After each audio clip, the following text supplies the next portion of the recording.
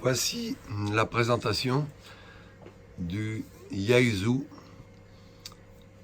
voilà, FTDX 101D.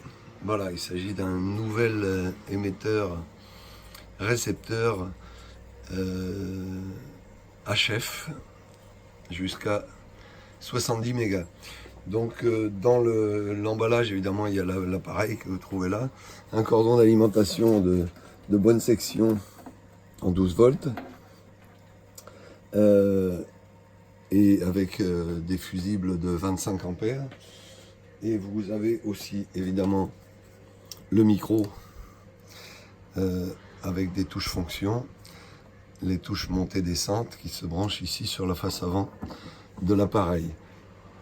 Il y a également une documentation assez fournie, en l'occurrence chez nous le manuel d'utilisation qui est en langue française, et vous avez également donc la map monde habituelle Yaesu et également un peu de schémathèque concernant l'appareil. Voilà.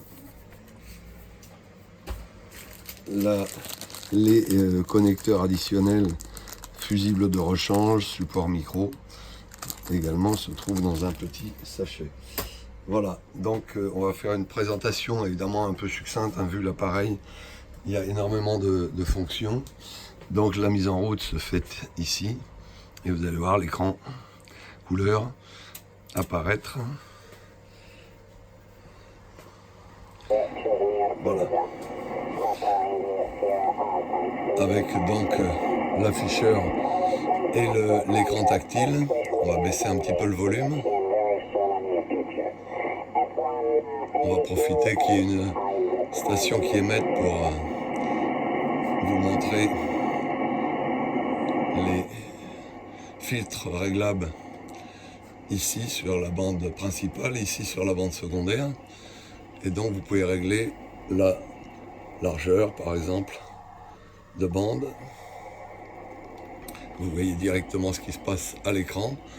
Vous pouvez décaler légèrement la fréquence centrale du filtrage, les contours aussi que vous pouvez affiner, et le notch que vous pouvez régler comme vous le désirez ici en suivant l'évolution ici. Voilà. Par exemple, après vous avez ici un afficheur en 3 dimensions. Vous pouvez choisir 2 dimensions, 3 dimensions, et dans ce cas-là, vous avez une notion des signaux voisins, analyseur de spectre, mais aussi dans le temps, l'évolution des signaux dans le temps. Voilà. Donc vous pouvez cliquer directement sur l'écran pour régler sur la fréquence concernée. Voilà. Et automatiquement, la fréquence change en même temps que vous cliquez dans l'écran. Voilà.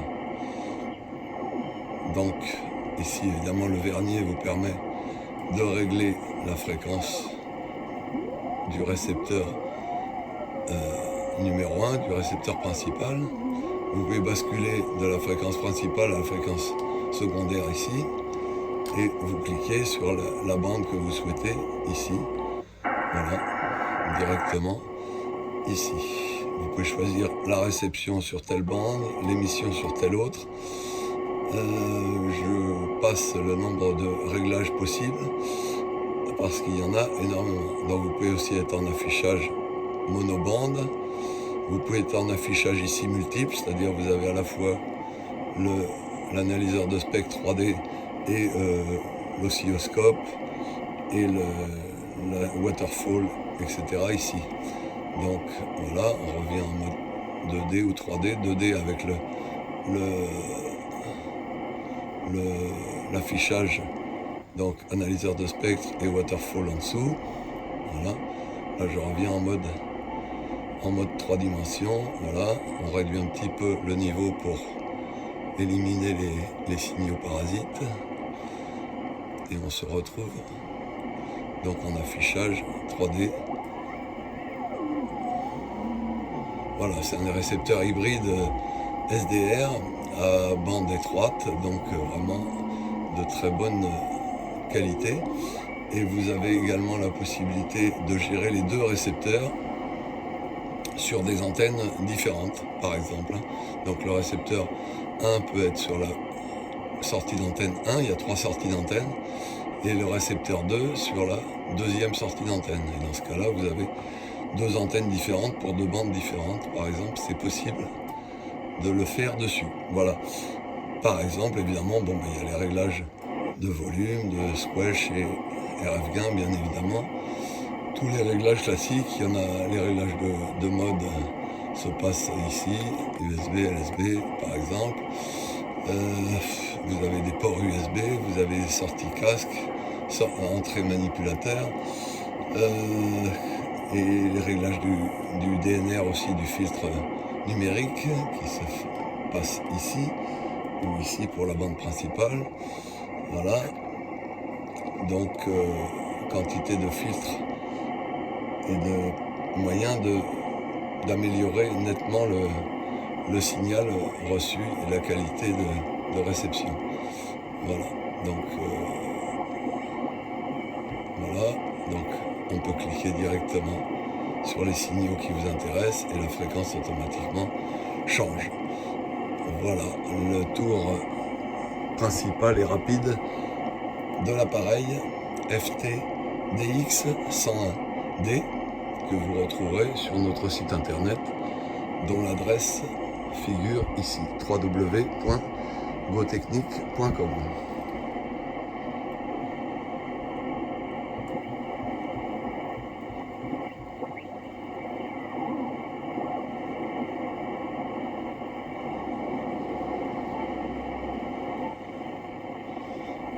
Bien sûr, on peut passer en émission également, pourquoi pas, voilà. Dans ce cas-là, on a l'affichage central de la fréquence. On peut régler bien évidemment la puissance sur le galvanomètre ici, avec tous les réglages possibles, puissance, compresseur, etc. Voilà. Hop, là j'étais hors bande. Je reviens sur...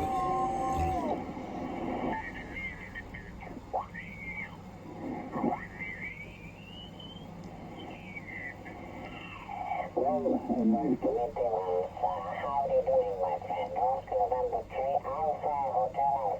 Un petit peu de propagation.